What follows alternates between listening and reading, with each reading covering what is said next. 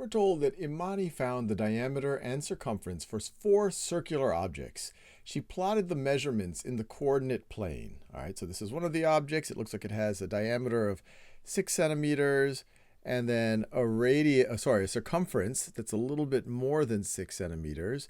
Here there's another one, diameter 4 centimeters, circumference a little bit more than 12, and then so on and so forth.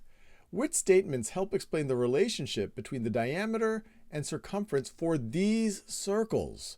So pause this video and have a go at that before we do this together. All right, now let's just read each of them. Actually, before I even read these, let's just see if we can see a relationship. Well, if I were to connect the dots here, it looks like they all sit on a line that would roughly go through 0. At least that's what it looks like right over here. It looks like a proportional relationship. One, we go through 0, and every time you have some diameter, you multiply it by some constant of proportionality to get the circumference. And it looks like if to go from 2 to 6.3, you're multiplying by 3 point, well, we know exactly. You're multiplying by 3.15, at least at the amount of precision they've given us. And then once again, it looks like we are multiplying by 3.15 again. And let's see here, we're multiplying by 3, not exactly 3.15, but it looks like, so times 3 point something. I could do the math, but we can. And then here again, it's times 3 point something, but it looks pretty close. And these are real world measurements that Imani was doing, so they might not be perfect every time, but it looks like they're 3.1 something in every situation. So let's look at these choices. The points appear to form a straight line, showing that the circumference increases at a constant rate as the diameter increases.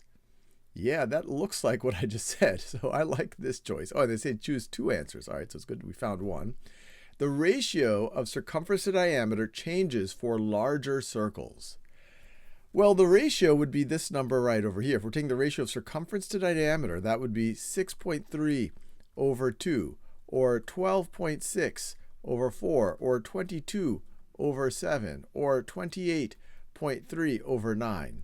And the measurement, it looks like this ratio might change a little bit based on Imani's measurements, but it doesn't really look like they're changing. The circumference is exactly 3 times the diameter. No, that's not right. If that was the case, this wouldn't be 6.3, it would be 6. This would be 12. This would be 21. This would be 27. So hopefully D is right. The ratio of the circumference to the diameter is about the same for all the circles. Yeah, I think that's right. It's about the same.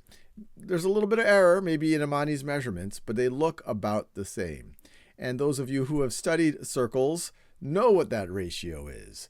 If you take the diameter and you multiply by pi, which is approximately 3.14159, and it keeps going on forever, that actually is the ratio. So if these measurements were perfect, that constant of proportionality right over here would be exactly pi. You take 2, and then this number right over here would be 2 times pi. 2 times 3.14159, so on and so forth. This would be 4 times pi. That would be 7 pi.